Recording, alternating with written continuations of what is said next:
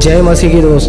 दोस्तों आज की इस वर्तमान समय में यह बहुत ही जगह पर देखा जाता है। कई जगह पर अगर आप और मैं कई ऐसी कलीसिया पर अगर ध्यान देंगे, बारीकी से अगर हम परमेश्वर के वचनों के आधारित प्रार्थना के साथ अगर आप और मैं ध्यान देंगे तो आपको और मुझे यह मालूम पड़ेगा, यहाँ तक कि मैं और आप जिस भी जगह पर जाते होंगे उस जगह पर भी अगर मैं और आप अगर ध्यान से देखते हैं वचनों के आधारित परमेश्वर से पूछकर,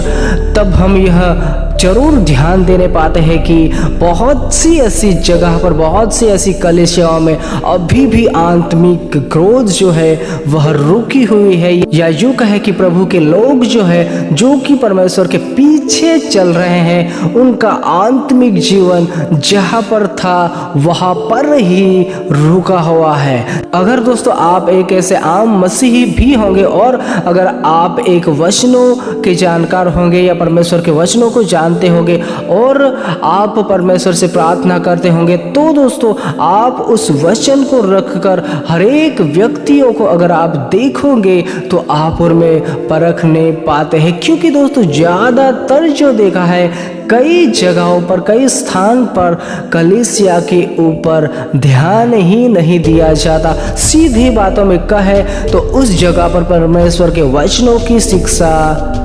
नहीं दी जाती। जिस प्रकार परमेश्वर की वचनों की शिक्षा होनी चाहिए उस प्रकार नहीं होती। जैसे कि वचनों का प्रचार तो होता ही है, परंतु उस जगह पर जो एक पास्टर या सेवक जो होता है वह इस बात पर ध्यान ना देने के कारण कि मेरी जो कलीसिया है, मुझे जो भेड़ परमेश्वर ने दी है उस भेड़ की स्थिति क्या है, उस भेड़ की आत्मिक स्थिति क्या है, या फिर उसकी आत्मिक स्थिति कहाँ तक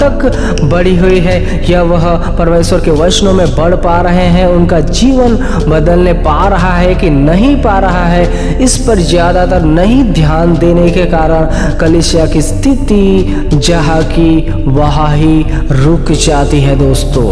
और दोस्तों कई लोग जो है वह बंधन में ही रहते हैं। जिस प्रकार वचन तो हमें कहता है कि सत्य को जानोगे तो सत्य तुम्हें स्वतंत्र करेगा, और दोस्तों हम यह वचन सिर्फ और सिर्फ अन्य जातियों के ऊपर ही लागू करते हैं, परंतु दोस्तों ऐसा नहीं होता। कई ऐसे सच्चाई वचनों की जो हम मसीहियत में भी बहुत ही हमें जानने की जरूरी रहता है, कि जिसके कारण हम कई ऐसे बंधन में, कई ऐसे दुष्ट आत्माओं के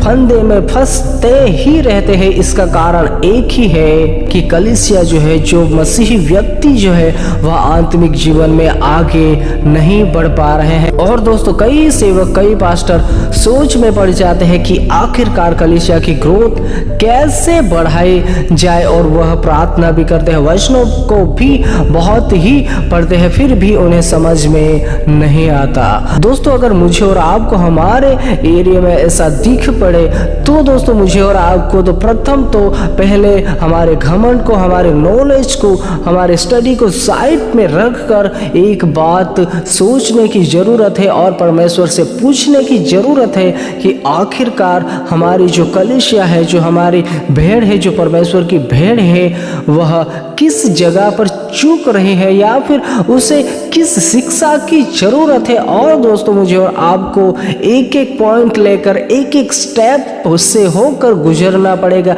या फिर एक एक स्टेप उसे सिखाना पड़ेगा। अगर आपकी और मेरी कलीसिया अभी भी प्रार्थना में बहुत ही कमजोर है, या फिर कई ऐसे भी मसीही भाई बहन हो सकते हैं कि जिन्हें प्रार्थना भी करना नहीं आती, तो दोस्तों उसे सिखाना पड़ेगा परमेश्वर के वचनों के अनुसार कि किस प्रकार परमेश्वर का वचन हमें प्रार्थना करने के लिए कहता है, पवित्र आत्मा किस प्रकार मुझे और आपको मदद करता है, तब जाकर एक मसीही व्यक्ति आत्मिक जीवन में आगे बढ़ने पाता है। दोस्तों यहाँ पर गलती सिर्फ और सिर्फ उस मसीही व्यक्ति की नहीं रहती है, परंतु हम सेवक लोग जो होते हैं वह कभी कभार इस प्रकार प्रचार करने में या सेवा में खो जाते हैं कि हमारे भेड़ की स्थिति, जो परमेश्वर की भेड़ है, जो परमेश्वर की प्रजा है, उसकी स्थिति क्या है वही नहीं देख पाते हैं। कई सेवक, कई पास्टर की तो स्थिति ऐसी रहती है कि वह सिर्फ और सिर्फ संडे को प्रचार करना